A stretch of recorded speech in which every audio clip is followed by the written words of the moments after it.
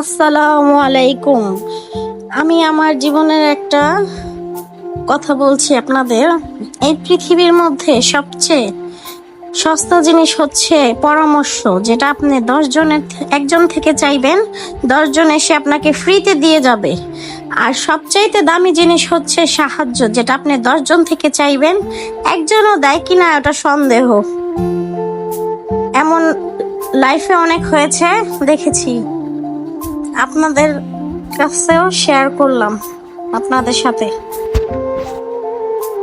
দেখেন, আমাদের ঘরের সবাই তরমুজ খাচ্ছে, আর সবাই তরমুজটা খেয়ে অনেক খুশি, মধু মধু বলতেছে, আর সবাই খাচ্ছে।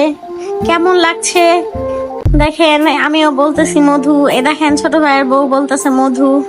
এখানে আমার হাজবেন্ড দুষ্টামি করতেছে। এখন রাব্বিও মধু খেয়ে অনেক খুশি। ছোট ছোট দুইটা তরমুজ, কিন্তু অনেক মিষ্টি।